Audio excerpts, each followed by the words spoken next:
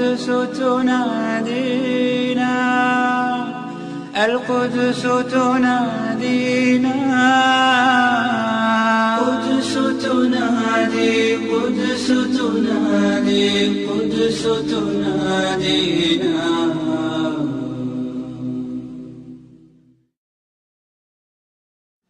الحمد لله وكفى والصلاة والسلام على عباده الذين اصطفى خصوصا على أفضلهم وخاتم النبيين محمد الأمين وعلى آله وصحبه أجمعين وبعد. فأعوذ بالله من الشيطان الرجيم. بسم الله الرحمن الرحيم. ونزلنا عليك الكتاب تبيانا لكل شيء وهدى ورحمة وبشرى للمسلمين. صدق الله العظيم.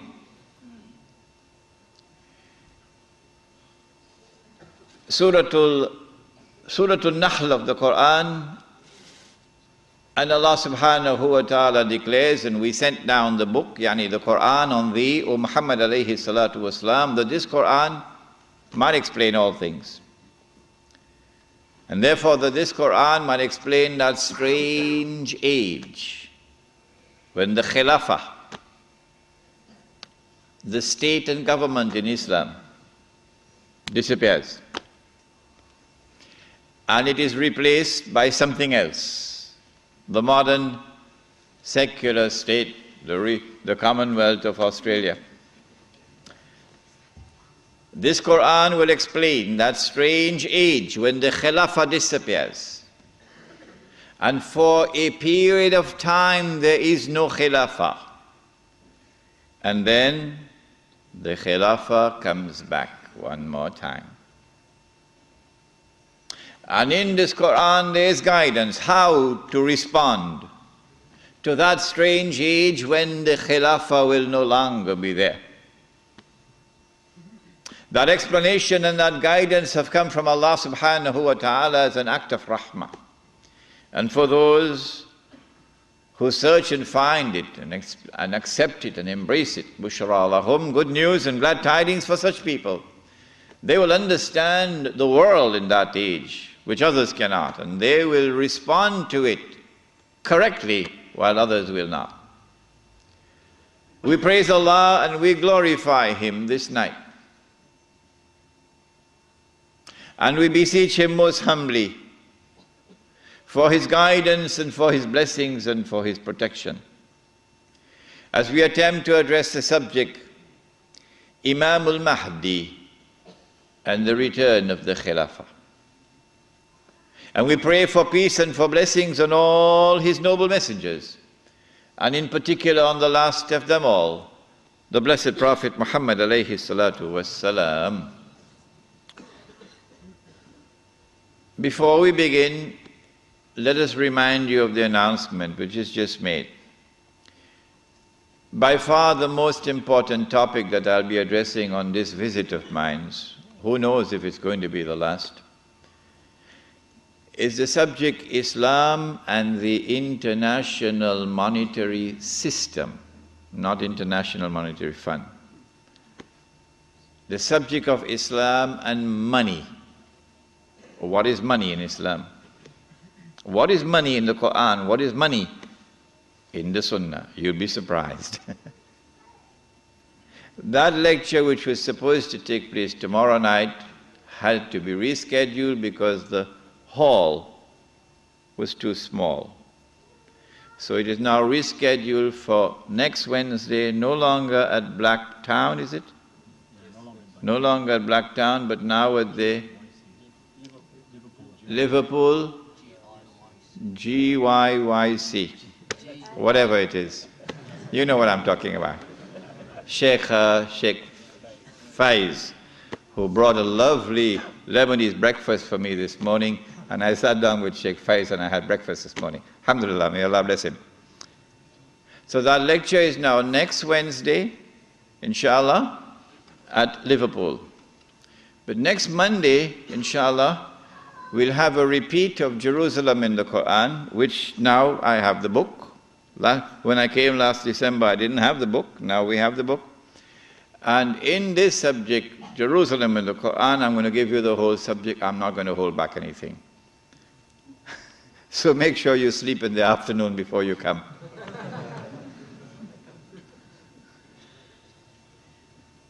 Let us now begin in Allah's blessed name. What is the Khilafah? The Khilafah is state and government in Islam. What is Islam? The definition of Islam is submission to Allah. What is submission to Allah? Submission to Allah is submission to Allah as Al-Malik. In some translations in English you find Malik as king. No. We don't want that translation tonight. We're dealing with political terminology here tonight. And so Al-Malik is the sovereign. Now that's a word you'll understand. Sovereign. Lahul Mulk, sovereignty belongs to him. And so to submit to Allah in Islam is to submit to Allah as sovereign who possesses sovereignty. To submit to anyone else as sovereign, to declare that anyone else possesses sovereignty is to say goodbye to Allah. Did you hear that? To submit to Allah is to submit to Allah as Al-Akbar. And He reminds you that He is Al-Akbar. Because every time you perform salat, you cannot move in salat without Allahu Akbar. Al-Akbar is the one who has supreme authority. And so the Khilafah is a state and government which submits to Allah's authority as supreme. For a Muslim to submit to anyone else and recognize his authority as supreme is to say goodbye to Allahu Akbar. Islam is to submit to Allah as Al-Hakam. The 99 names, this is one of them. Al-Hakam is the lawgiver, who not only gives the law, but his law is the supreme law. And when he makes something haram, it must be enforced as haram. And when he makes something halal, it must be enforced as halal. And so anyone who submits to any law other than Allah's law as the supreme law has said goodbye to Allah subhanahu wa ta'ala as Al-Hakam. This is called, in the political terminology of Islam, this is called shirk. When Fir'aun declared, and of course everyone knows what Fir'aun said, Ana Rabbukumul A'la, I am the one who is sovereign. I possess sovereignty. That was shirk. When he declared, Ana Rabbukumul A'la, I am the one who possesses supreme authority, that was shirk. When he declared, Ana Rabbukumul A'la, my law is the supreme law in the land of Egypt, that was shirk. And Allah punished him with terrible punishment for his shirk. This then was the Khilafah, a system of state and government in which Muslims could submit to Allah subhanahu wa ta'ala as Al-Malik, as Al-Akbar, as Al-Hakam.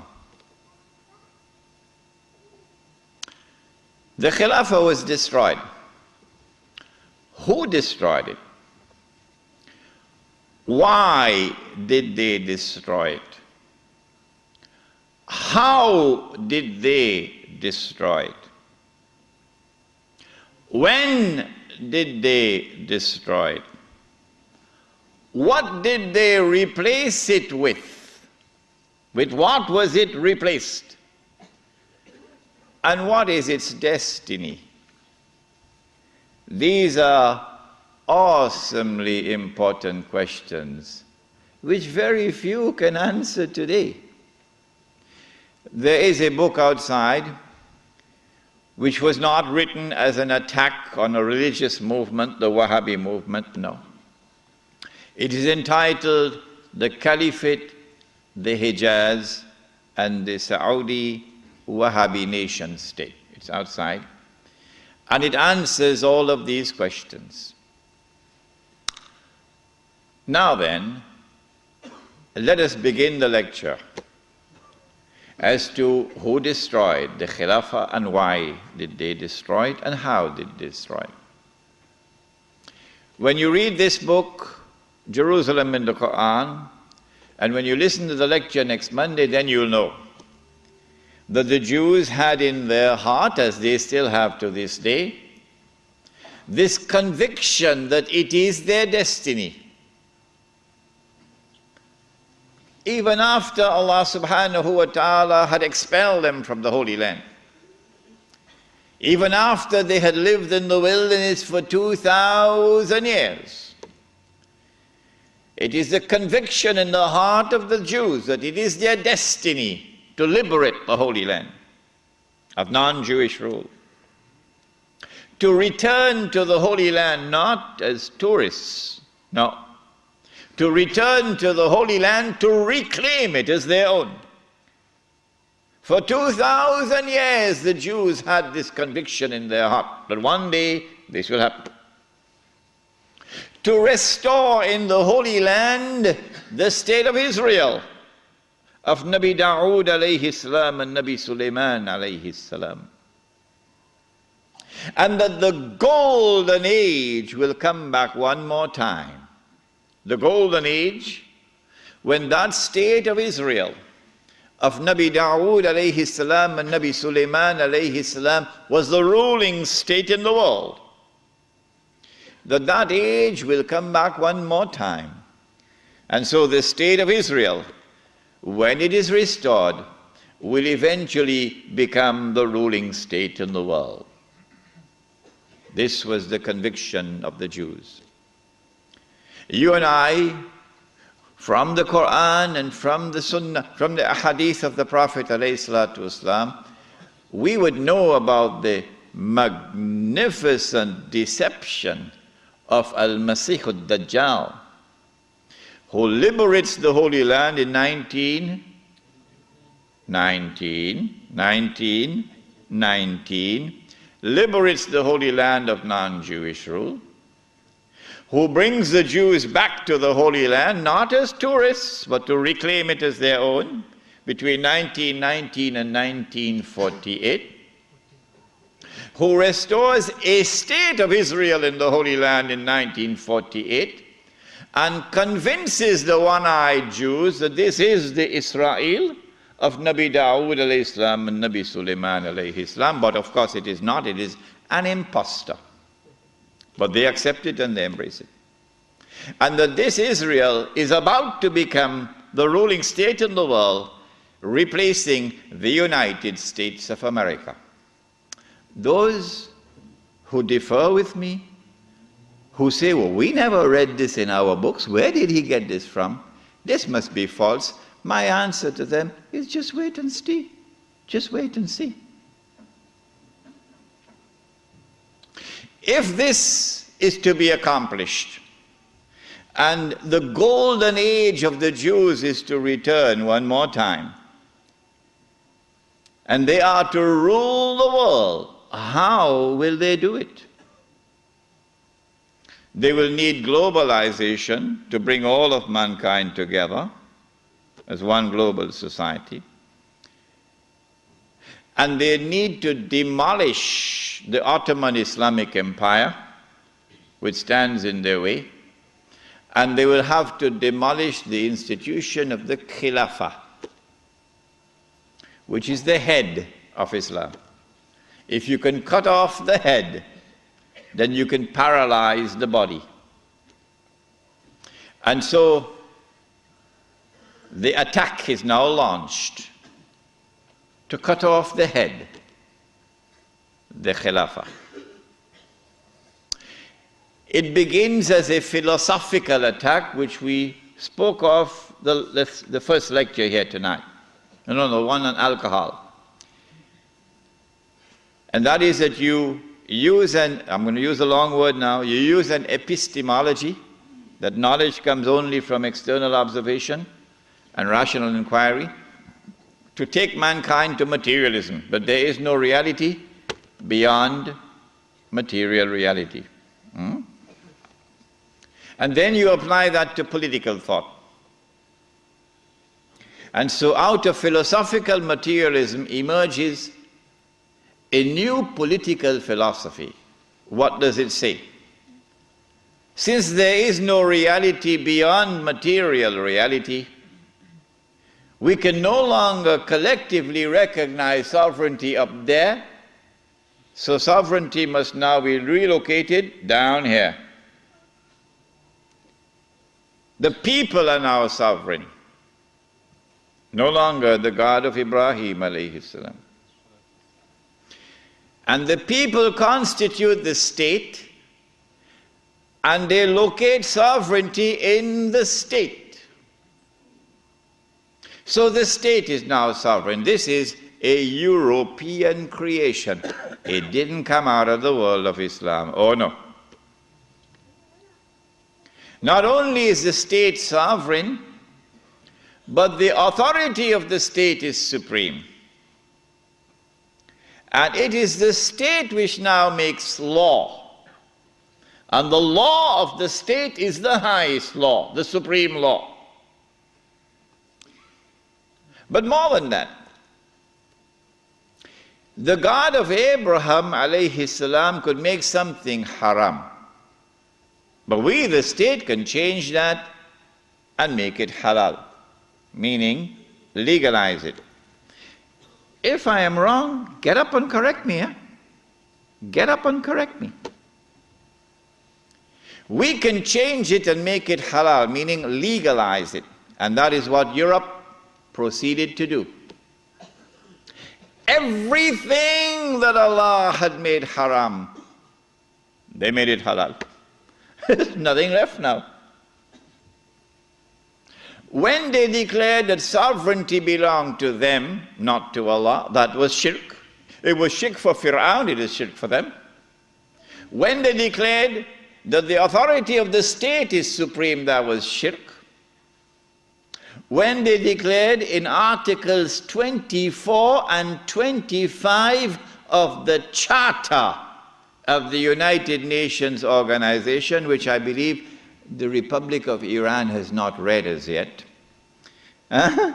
When they declared in Articles 24 and 25 of the Charter of the United Nations, which the Republic of Iran, the Islamic Republic of Iran has not as yet read, what did they declare?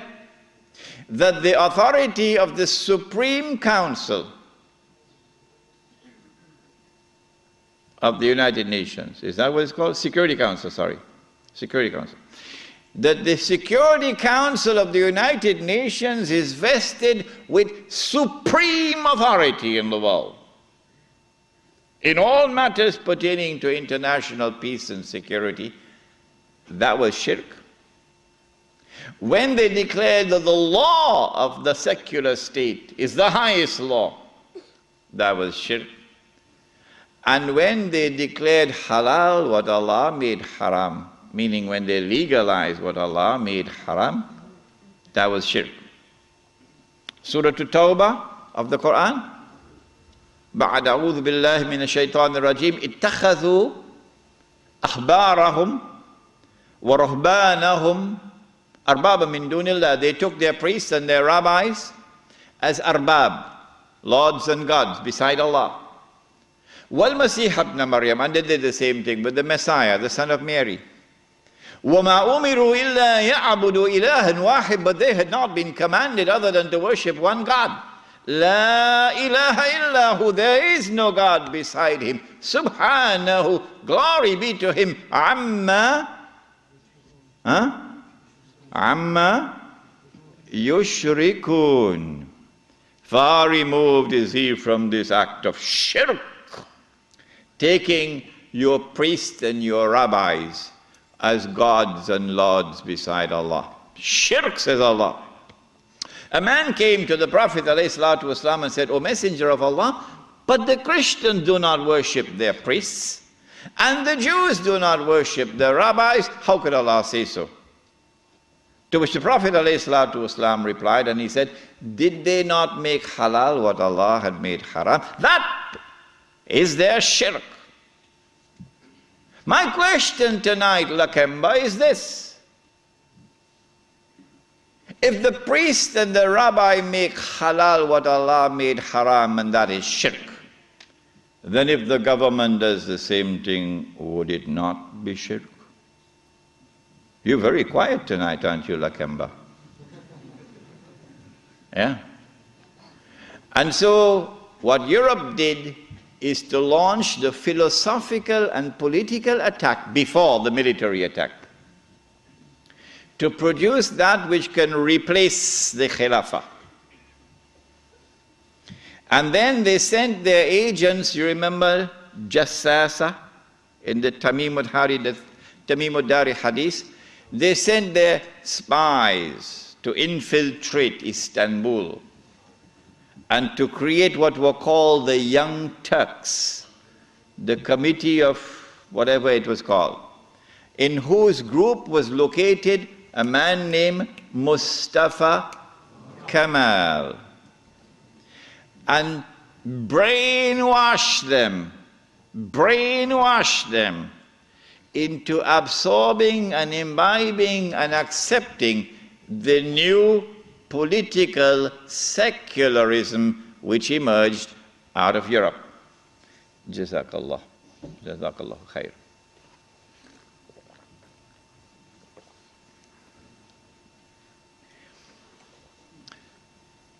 Then came the actual military attack.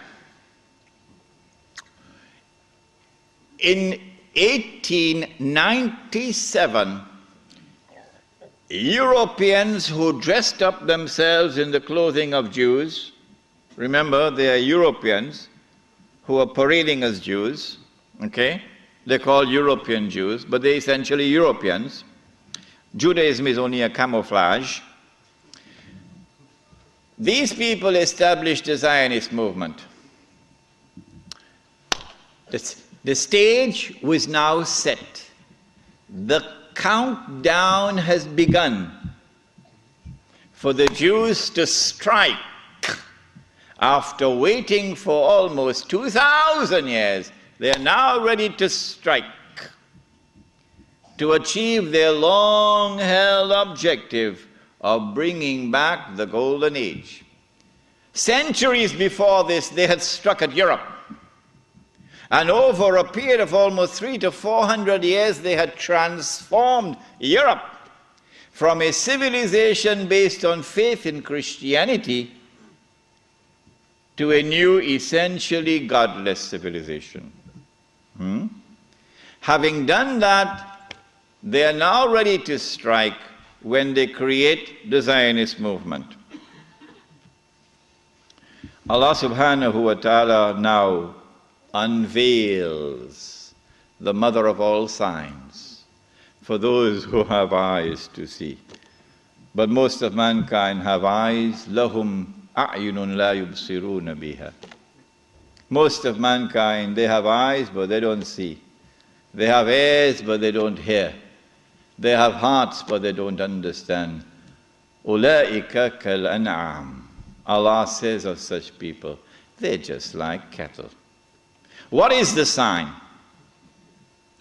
The sign is the recovery of the body of Fir'aun. Yes. We will deal with this subject, inshallah, on Monday night.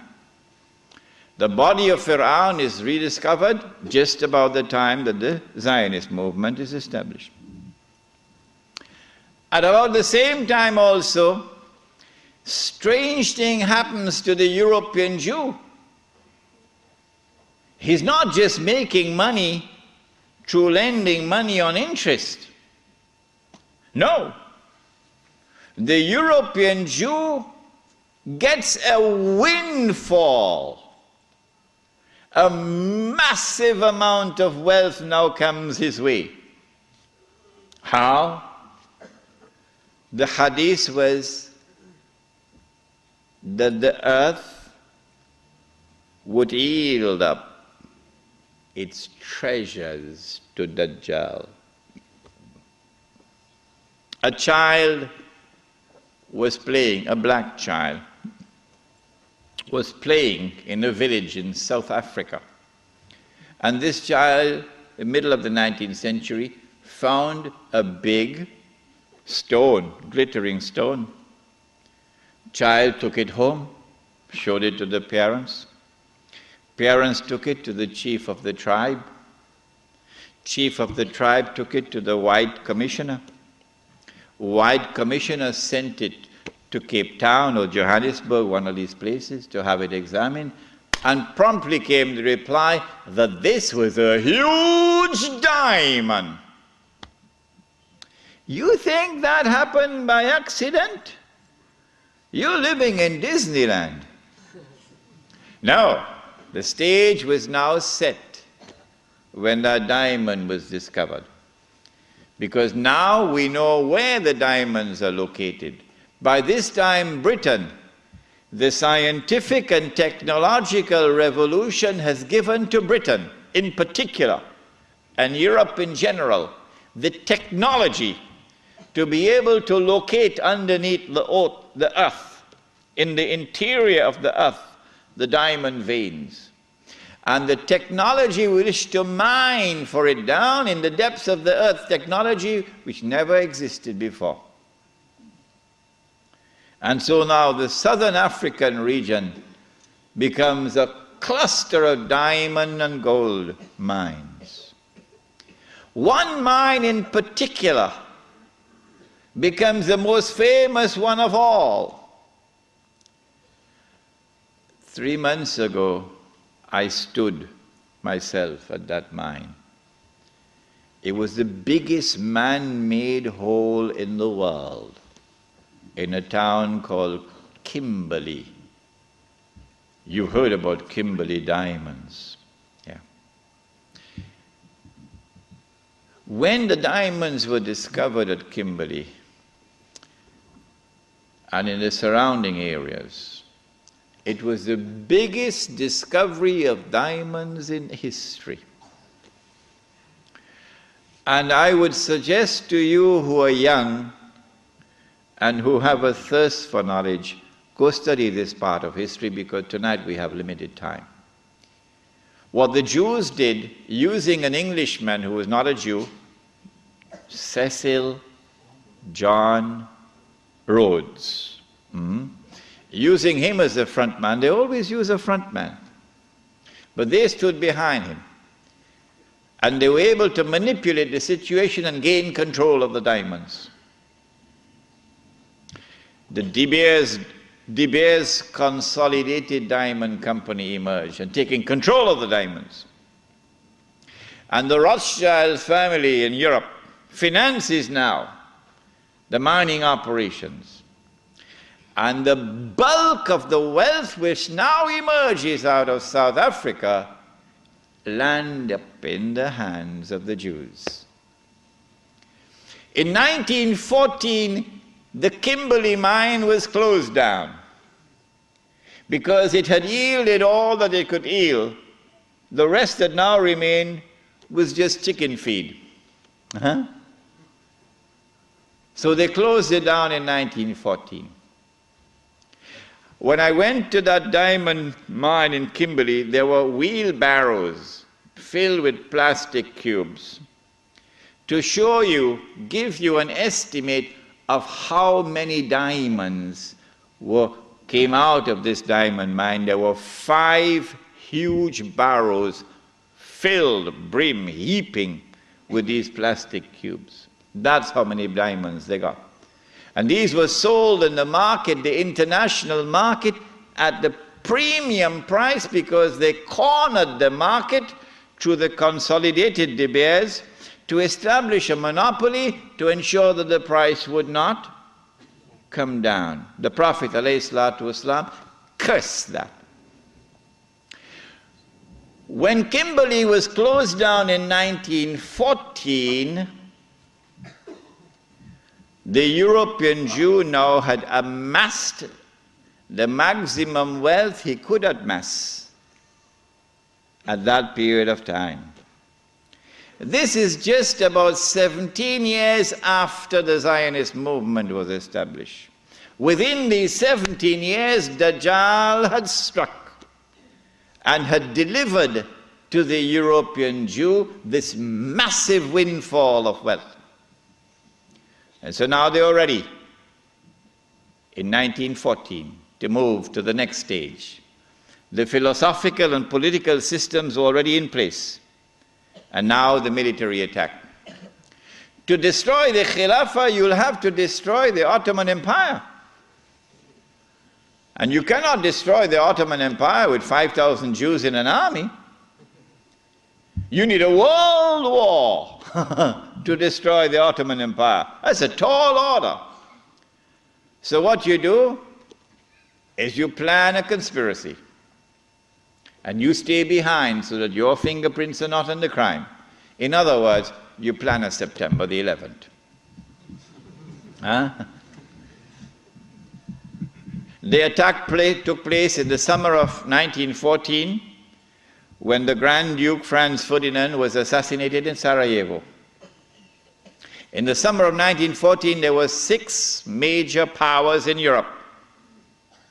And there was one dark horse across the Atlantic. No one knew how fast it could run because it had never run in a race so far. One dark horse across the Atlantic.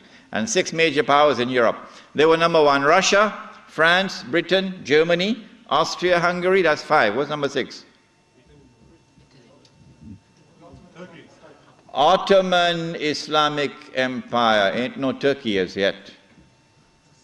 Ottoman Islamic Empire. These are the 6 major powers.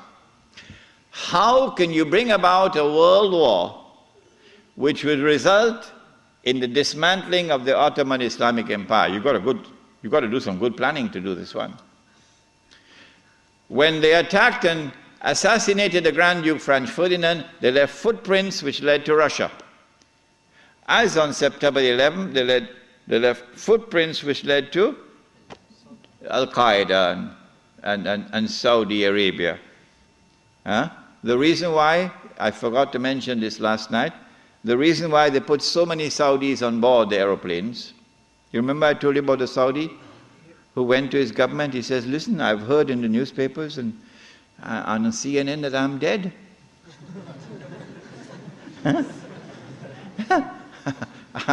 It seems to me as though I'm alive. What they had done was to hijack his identity and put it on board the plane. I forgot to mention to you last night why they had put so many Saudis. The reason for this is to attack the client relationship, the friendly relations between the United States and the government of Saudi Arabia. If you can replace this with a new relationship of mistrust and hatred and enmity, it'll now facilitate the Jews when they launch their big war to take control of the Saudi oil, which is about to happen. This is why they put so many Saudis on board the aeroplanes. Good. They left footprints which led to Russia. And so Austria-Hungary had no option but to declare war on Russia. But Britain and France already had a treaty, a defense treaty with Russia. The Secretary of State, the Foreign Minister in Britain, was a Jew. And so Britain and France now had to declare war in favor of Russia against Austria-Hungary. But Germany has the same racial ties with Austria-Hungary, so Germany is now forced to enter the war on the side of Austria-Hungary. So they have succeeded. Whoever planned that assassination has succeeded in bringing all these powers now in Europe into a state of war. All that is left now is what they call the sick man of Europe. Who is that? Ottoman Islamic Empire. The Khalifa in Istanbul does not want to enter the war. He knows how weak the Ottoman army is in terms of military technology. But through internal intrigue within Istanbul, the Ottoman Empire is forced into the war, and a Russian ship in the Bosphorus is used as a pretext. Once the war started, that massive wealth which the Jews had accumulated is now going to be used strategically for the purpose of influencing the direction of the war to get the prize that the Jews want. What is that prize? To destroy the Ottoman Islamic Empire, dismantle it, and to cut off the head of Islam, namely destroy the Caliphate. That's the prize they're after. The next prize is to liberate the Holy Land and to get the Holy Land for themselves. This is the prize they're after. Between 1914 and 1916, German submarines now make a surprise appearance into warfare. As when Israel launches her big war, we're going to see weapons that the world has never seen before being introduced into warfare. When the German submarine entered into the war, it tipped the scales on the side of Germany, and by 1916 Britain was on the verge of defeat. German submarines had surrounded and marooned the island of Britain. The French government had fallen, and Germany had occupied France, and Britain was on her knees. This is the moment that the Jews were waiting for. Now the Czech is going to talk. It's called financial diplomacy. The Jews, this is the German Jews, went to the British government and said, let's make a deal. Let's make a deal. We will intervene in the war with massive financial assistance to you. Massive. And we will bring that dark horse into the race. But that dark horse didn't want to come into the race. American public opinion was overwhelmingly against involvement in the war. And the most famous American of all was not the president. He was a man who had established the assembly line for producing motor cars. And what was supposed to have been a luxury item for only the rich, or you could see how the rich people were grinding their teeth in anger when this man caused the motor car to become accessible to ordinary Americans. For $700 you can get a motor car. $1,000 you can get a Model T. What is his name? Henry Ford. And this man did something else to his workers. He didn't bother about what was the market wage. No. He said, I am concerned with paying a just wage. And that market wage is not a just wage. And so he paid his workers a higher wage than the market wage. And so he won the hearts of the American people. He became an American icon. His name was Henry Ford. And he was totally opposed to American involvement in the war. But when the Jews went to the British government and said, let's make a deal, the British government said, deal. And so Jewish money, the diamonds of Kimberley began to roll. And Jewish money now enters into the war in a massive way. And Jewish influence over the media in the United States is now made to work, and American public opinion is being brainwashed and slowly transformed, until suddenly, to the consternation of Henry Ford and so many Americans, Franklin Roosevelt declares war, and the United States enters into the war. Britain, with this newfound wealth and with the assistance of the United States, now has a new lease of life, and the war now takes on a direction that the Jews wanted from the first place. It is in 1916 that Jassasa went to work with British spies in Arabia. Lawrence of Arabia, of course, is the most well-known of them. These British spies were sent into Arabia, posing as Muslims. And they went to two actors in Arabia, two.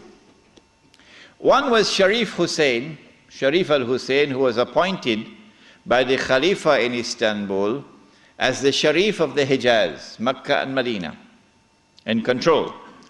Mecca was under the control of an Arab battalion, but Medina was under the control of a Turkish battalion. And I wish I could understand why the Khalifa insisted on the Turkish battalion under the leadership of Fakhri Pasha to defend Medina. I don't know why. So when the British spies went to Hosein, they offered him the moon. They offered him the moon. We will liberate the land of the hated Ottoman Turks, and we will give you independence and freedom, and you will now become the king of the Arabs. Remember, Britain is not talking about Khilafah. No, we'll make you the king of the Arabs. And we also prepared to offer you a little, you know what, just £7 million. Huh? £7 million at that time is what Bill Gates has now. Sharif Hussein, the great-great-grandfather of Abdullah in Jordan now, then betrayed the Prophet Muhammad ﷺ, betrayed 1400 years of history of this ummah, violated the plain and clear command of Allah subhanahu wa ta'ala in the Quran in Suratul Ma'idah, in which He commanded us, Ya ayyuhalladhina amanu la tattakhizul yahuda wan nasara awliya. Do not take the Jews and do not take the Christians as your awliya. Do not establish an alliance with them in which you become dependent upon them and subservient to them. Do not do that, says Allah.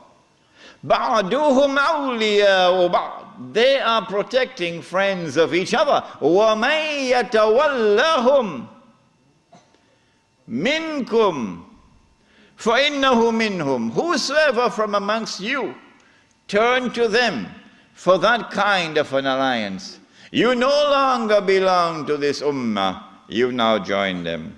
Inna Allah la yahdi al-qawm al-zalimin. Surely Allah will never provide guidance for a people who commit such an atrocious act of wrongdoing. And this is precisely what Sharif Hussein did, and what all his descendants from that day to this day have been doing. But the chickens are coming home to roost now for Abdullah. And the chickens are coming home to roost for Abdullah. When Mr. Bush attacks Iraq, then you're going to see Abdullah's suitcases at work. Yeah. They're all packed already, you know. They're all packed already. As soon as Mr. Bush attacks Iraq, you'll see where Abdullah is going to be heading for.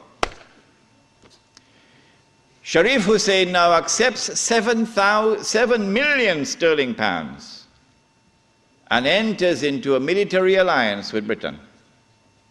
and declares himself independent of the Ottoman Khalifa. Once the Khilafah in Istanbul had lost control of Mecca and Medina, had lost control of the Haramain, had lost control of the Hajj, you pull the carpet, you pull the rug from underneath the feet of the Khalifa. His Khilafah is now losing legitimacy. Can anyone be Khalifa? Can you appoint a Khalifa here in downtown Lakemba? Can Mullah Umar have been recognized as the Khalifa? No, why not? Because when the Hajj comes, Amirul Mu'mineen Mullah Umar will have to apply for a Saudi visa to perform the Hajj. Huh? And if the Saudis reject the visa, the Khalifa can't perform the Hajj. All right? And so the British calculated, if we can wrest control of the Haramain and the Hajj away from the Khalifa in Istanbul, then the legitimacy of his Khilafah will begin to crumble. And so this was 1916. The British spies then went to the second actor in the Arabian Peninsula. I mean, Britain has a PhD in deception. If you want to destroy the Khilafah, okay, you have to make sure that it cannot be restored. How can you take the entire world of Islam with so many ulama and ensure that not only is the Khilafah destroyed, but it cannot be restored? That's a tall order. How to do it? The answer is, you not only have to liberate the Haramain from the control of the Khalifa in Istanbul, but you have to put it in the control of those who will not themselves claim the Khilafah and will not allow anyone else to claim the Khilafah. And so long as these people keep control of the Haramain and the Hajj, the Khilafah can never be restored. Simple, isn't it? Simple, isn't it? And so that was why they had to make the trip to Riyadh to meet, what's his name? Abdul Aziz Ibn Saud. Correct name? Of course it's a correct name. Why are you afraid to mention it? But Abdul Aziz Ibn Saud did not control the Hijaz. So he couldn't command a check for £7 million. Huh? He had to be content with something less than that. So what the British offered to him was, if you would sign the same kind of agreement with us and violate the specific command in the Quran and betray Allah and His Messenger and betray the Ummah, if you will do that, we pay you £5,000 a month. Would you accept that? Abdul Aziz says, yes. Yes. And in 1916, Abdul Aziz ibn Saud signed an agreement with Britain. Yes. Which made of him a military ally of Britain, subservient to Britain. But when the Ikhwan, who were his military force, questioned him, how can you sign this agreement with Britain? And how can you accept this money from Britain, £5,000 a month? Abdul Aziz ibn Saud says, this is jizya.